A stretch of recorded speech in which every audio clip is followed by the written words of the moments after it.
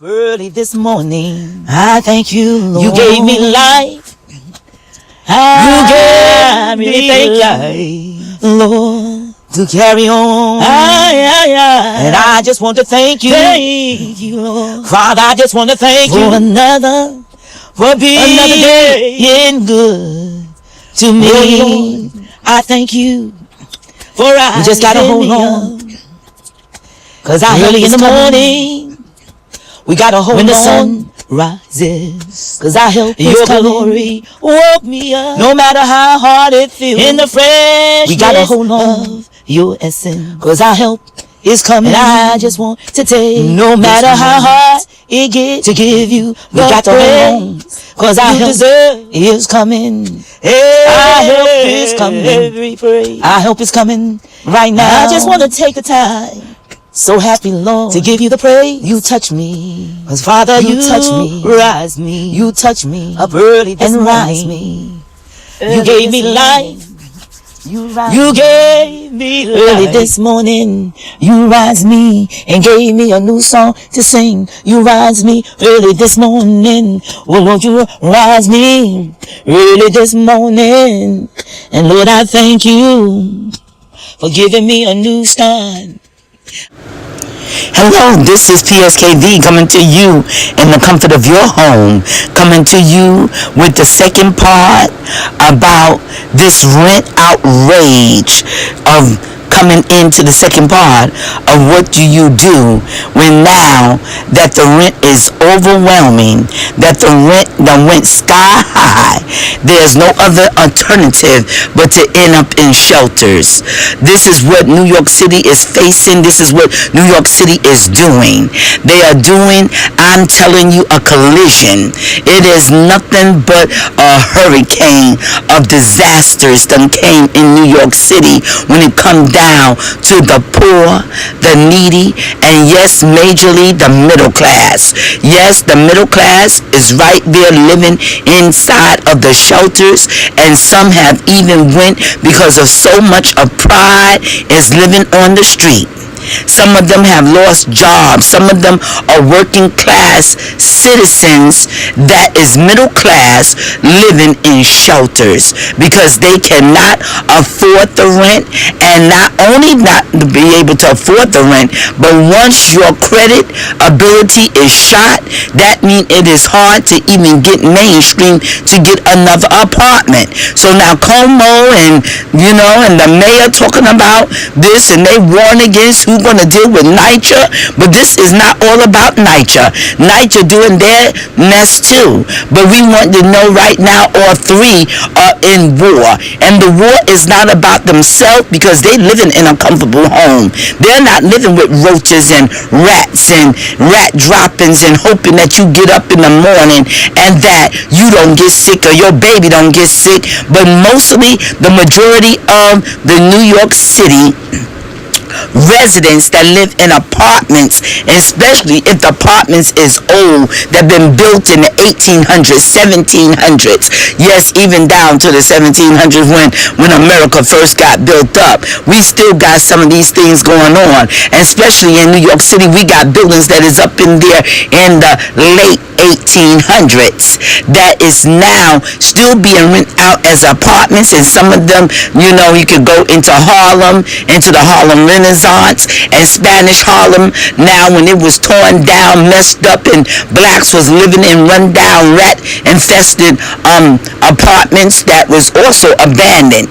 Yes, we're going to be talking about this in a very deep, serious situation here.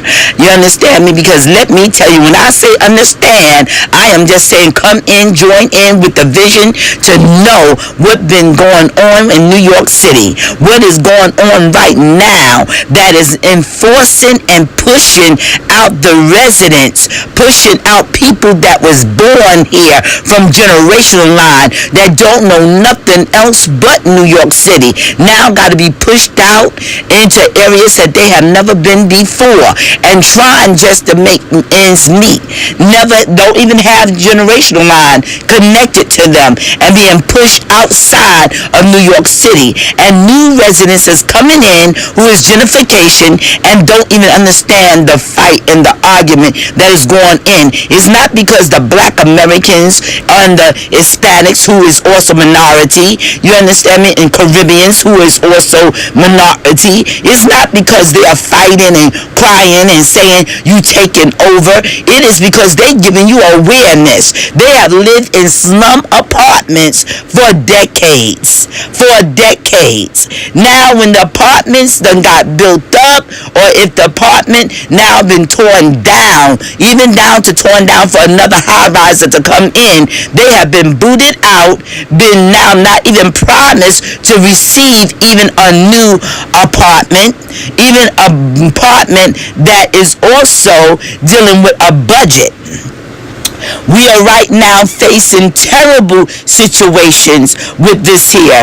I'm telling you, this is not a black situation on its own. This is dealing with blacks and whites must come together, because there are many whites that is on the streets that is homeless and destitute, just as blacks are. It's always kind of focused on the black brother, the black sister being destitute. But there are many whites that is also destitute and been kicked out on the street due to the fact of the situation that took place with Vietnam War, and also with Orange Agent.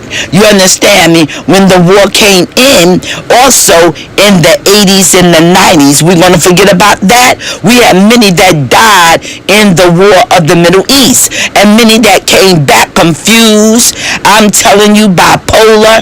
I'm smelling all kinds of mess of dealing with all kinds of agents of chemical warfare. I'm telling you, it was terrible during this time. And this is a time that Martin Luther King, yes, and we talking about Kennedy, who you just saw, you understand, hope you read the little post. But let me tell you, even down to Martin Luther King and Kennedy fought, but the fight was not totally won at all. We done got into a worse situation, a major situation, a situation that is battling, that telling you that the poor, the needy, and the middle class is all in one group. It is in one class, and it's not about the middle class can now turn around and look down at the needy. They cannot look down at the poor. They got to join hands and join force, because even down to the middle class is inside of the shelter with their children. Some of them are single that do not have children. Some of them are single, do not have parents, because their money and tax money been pulled out because they have no dependency. So now even money been cut from them so deeply that they can't even afford this rent. This is a major situation in New York City and other cities that is joined in the same demonic order, because it's demonic order of trying to take over the poor and the needy. And only thing that is resistance of this is we pray.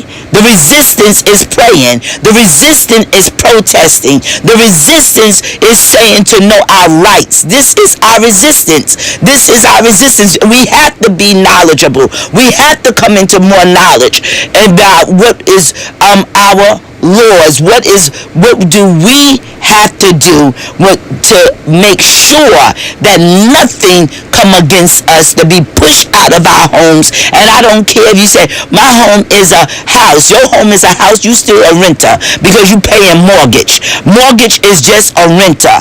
You could be booted out of there if you have not owned that into the completion. And mortgage is a renter because still, if whatever state you living in, you still got to pay tax. And that money still got to come out of your pocket. So not one is better than the other. So when you move into your house, and I live in a house, but if you pay a mortgage and you got a second mortgage, a third mortgage, believe me, you still renting. You are renting to the bank, because that bank can come in and any time raise up, especially if it's flex mortgage rate that you have, they can raise that up in a moment. And we saw that when the 90s came in and 2000 came in and the collapse of Wall Street came in. Oh yes, the collapse of Wall Street. Or that was going in 2007, 2008, and 9. So when Obama came in 2009, we were already going through the trials and the tribulation of the falling of Wall Street. So he inherited a mess. That's what he did. He inherited a mess.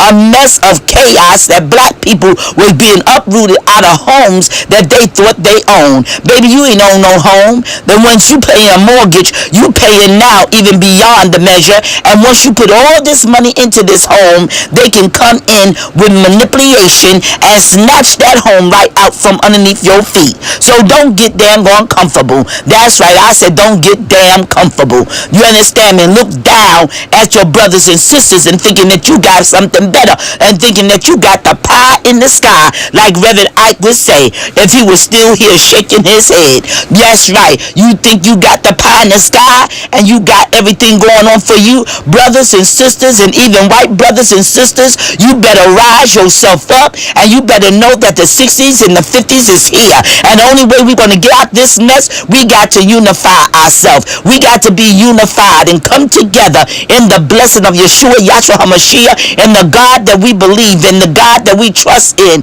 Oh yes, the universal Father. All right now, and I'm not going to get religious on you, because no matter what you stand for, what you believe, you did not come here by yourself. It is a universal power that brought enforcement to bring you here, in the power of Yeshua, Yahshua HaMashiach, that manifests. All right now, so the major thing that our people is on the street. That's right, right brothers, right sisters. You walk right past them and you could be walking on there on Wall Street. You could be on the train with them and you over there overlooking them, and it could be your grandfather. That's right, it could be a war veteran, and it may not be a war veteran. It could be somebody that was even your neighbor that did not know their rights. That's right, did not know their rights, and they was now bamboozled. You understand me? How can this old man kiss this child if there was no kind of uniform order that this child know this man? Come on now, the blood of Yahshua HaMashiach. We got our relatives living on the street and got so much pride.